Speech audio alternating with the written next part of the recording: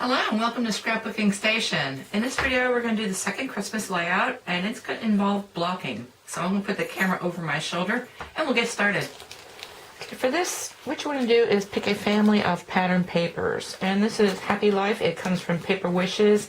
And I am actually down to the nitty gritty. So this was 12 pack of paper, 6 different patterns, and this is pretty much all I've got left. I'm just going to use a 12 by 12 because like I said, I don't want to kind of try and save and hoard.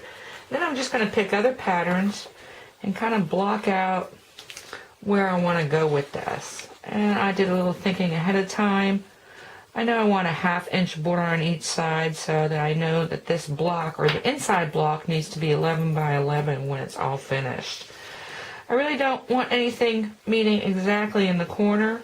So even though this could do that, I'm going to off position this piece, and then I've got one more kind of interesting pattern that's going to come up here. So very possibly something like that.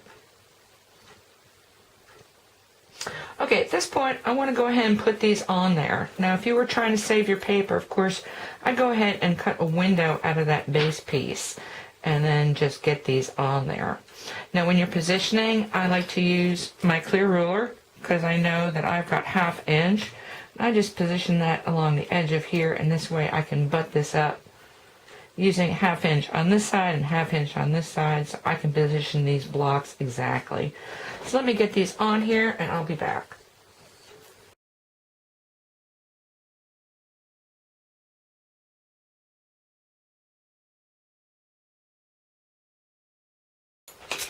So at this point, what you've pretty much got is your custom pattern paper. So it's kind of like creating a pattern paper just for your particular layout. Now the first thing I want to look at is what do I need?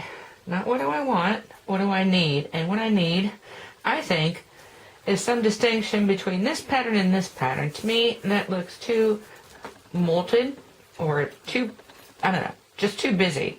So I'm going to add these outside strips.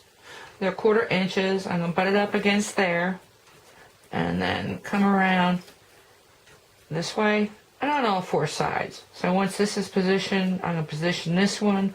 I use a penknife to cut off the little niblets on each corner. So I know I want that. Now, I think everything else is pretty good, except what I want to do now is things that I want, because I think everything looks really well. And what I want are on all these horizontal lines or meeting points, I want to put a border. And this is Tattered Lace Westminster border. And I love it because you can cut them as long as you need to, seamlessly. So I know I want this here, and I'm going to want this one up here. Now before we get too much further along, now would be a good time to talk about photographs, because before I put these borders down, I want to decide if I want them over my photos or under. And so this is about getting my stockings ready for the Etsy shop. And this happens in September, which is probably why you're seeing this Christmas paper not be so Christmassy. Now I know I want this photo, and I've already matted them because I've kind of pre-planned this a little bit. But this is a square photo inside a square block, so I know I'm going to need to have this border up over that photo, and that's cool. This one is just going to go up in here because I plan on having an embellishment, kind of thinking ahead a little bit. And then I've got kind of the production process for these stockings. So it's photographing, you know, hanging them up, something like this down here. And then lastly, I want a place to journal. And so what I've got here is some vellum.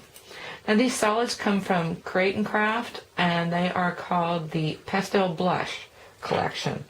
So this is actually not super heavy, a little heavy cardstock, but it is pearlescent. So it gives a little bit of shine, which kind of coordinates with the shine in the photographs. Okay, so now I know this one needs to be under, and other than that, I think everything else is pretty much distinct. So let me get all this on here. And again, I'm going to use a cutting knife to trim off these edges once I place them onto this scrapbook page. So let me do that, and I'll be back.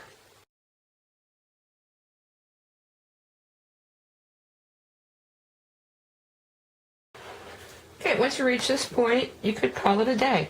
Maybe just add a title if this is the primary page. This is my companion, actually.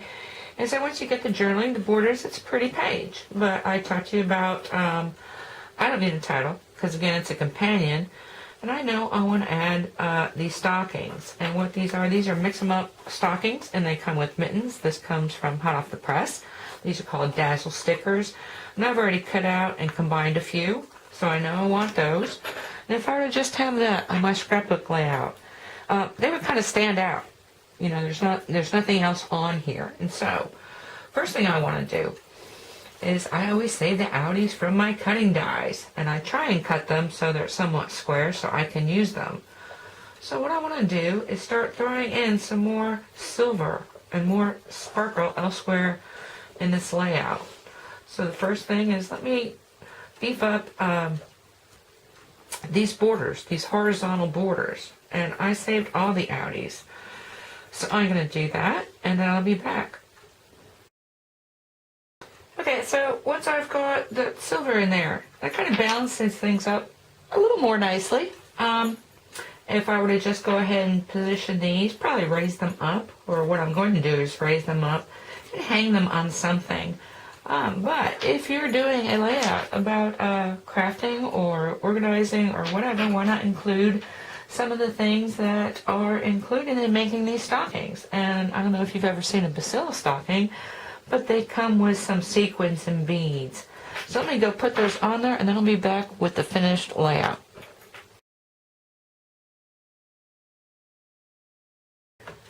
So now I've got everything put together, and I wanted to show those two photos. This is a product from 28 Lilac Lane, and I got it from Paper Wishes. And it's a collection of buttons and pearls, sequins, and little beads. And I don't typically go in for this if you're a subscriber, because I've got all these things in my stash somewhere. And I've had them in my stash somewhere for probably, 20 years or so. I really never take them out for a spin. This whole bottle is $5. So I thought, you know what, little convenience. And then I showed those couple photos because when I'm using beads, I use a little beading needle, excuse me, to kind of hold them in place, or hold them and place them. The sequins I just attached with glue, and then I use something called Crystal Effects from Stamping Up, but it's basically a glitter sort of clear drying glue to go ahead and stick those beads on, so they're not going anywhere. Anyway, I think it is really pretty, and this blocking theme is really great anytime you've got to use a lot of patterned papers. So now would be a good time to bring in the first page that this is the companion to.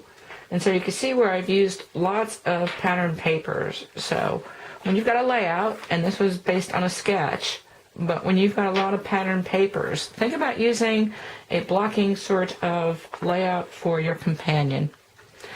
Anyway, I'm going to leave photos of the completed project, and thank you for watching.